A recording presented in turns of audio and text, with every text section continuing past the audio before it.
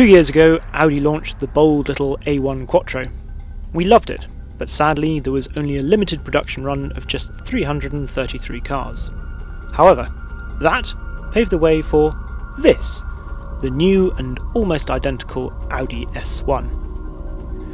We flew up towards the Arctic Circle where the launch was being held, and in a fairly short space of time we drove it on a wide variety of different roads and surfaces, starting off with something that looked remarkably like a special stage of Rally Sweden. You might ask what we can actually learn from the Swedish version of the B Road, but the answer is actually quite a lot, because for a start, the ride of this in efficiency mode is remarkably good. They've replaced the rear torsion beam with a multi-link setup because it's a Quattro now, and yeah, S models of old would have been absolutely shaking me to bits down this bit of road, but not this. What else can we learn? Well, although it might be very slow speed, you just have to concentrate. It looks so far ahead down the road. It feels like we're going so slowly, but honestly, the grip, you have to be so gentle with the braking and stuff. The balance of the car, so it's 60-40 front rear with a Haldex most of the time on the Quattro, but you can then shuffle that obviously further rearwards, and certainly in the slippery conditions you get on the power and you feel it shift rearwards. Nice short wheelbase, and you can actually ignore quite long drifts on this road, which is well, obviously appeals to me. The one trouble obviously with these roads is the fact that you can't really tell an awful lot about the steering, because well, it's snowy, we're on winter tyres, so the feedback you might be getting is all sort of muted, as it were. Audi seems pretty pleased with their setup for this electric power assisted steering system, so it'll be interesting to see what it's like when we get it back in the UK. It certainly feels pretty good from what I can feel, and it weights up nicely when you put it into dynamic mode.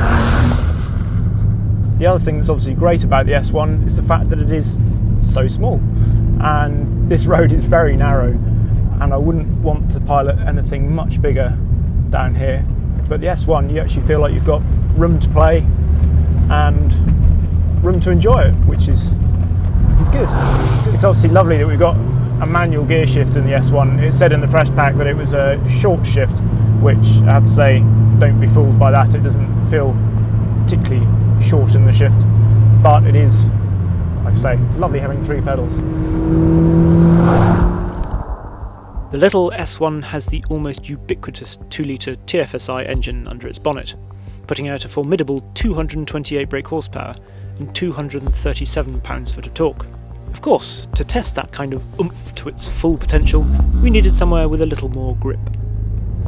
So we've come back to what is essentially an airfield where this launch is based, and it is at least not a snowy airfield, so we have some vaguely sort of dry tarmac, and we're just going to do a couple of laps of the sort of course they've set out here, because it's it'll be quite interesting. So we've got the car in its dry select dynamic mode, we've got the ESC as far off as it will go, and yeah, we're going to see what it does. I doubt it's going to be quite as fun as it was on the snowy road, but it should be considerably quicker. So we're going to go into this long right hander, which sort of goes into a bit of a bridge. It's got a real punch in dynamic mode. It really just got it in the heart of the revs, and hear it just flaring up over the top there.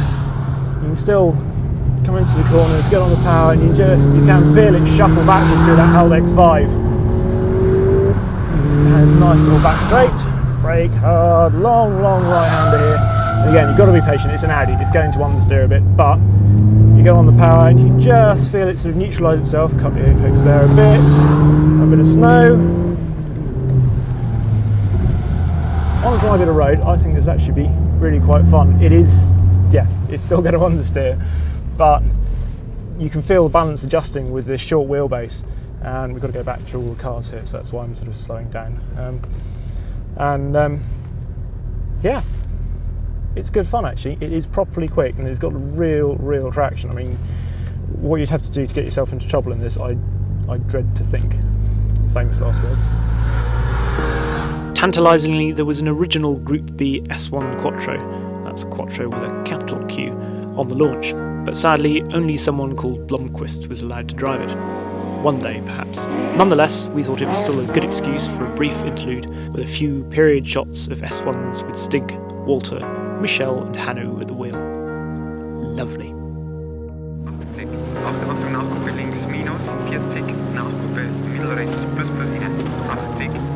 staten att operera inspel.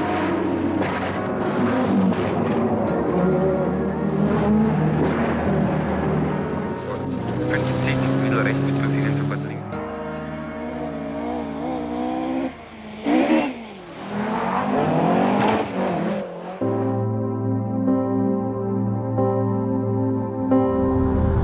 So we're on the way back to the airport now.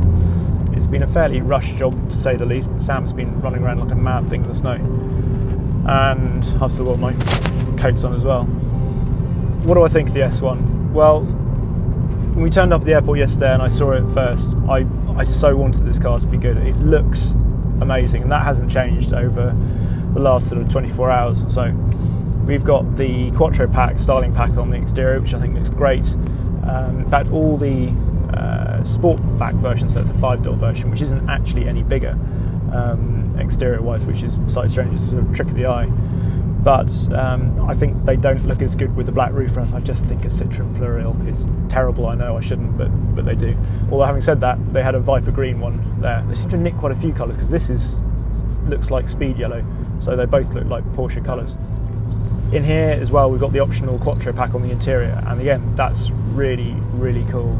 It's obviously going to add to the already fairly hefty price of this car, but I think it's absolutely worth it. If you're going to buy this sort of premium hatch, then you want it to look as good as possible, and those two packs certainly make it look absolutely brilliant. The exterior one also adds nice little sort of red touches in the lights, and in here the best thing is these seats, which kind of remind me of a 968 Club Sport, with the whole sort of bit going on back here with the shiny colour matched backs to the seats.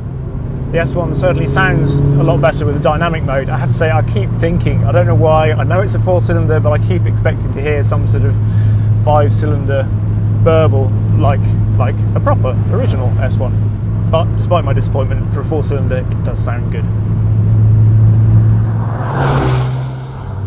So what do we think of the S1 then?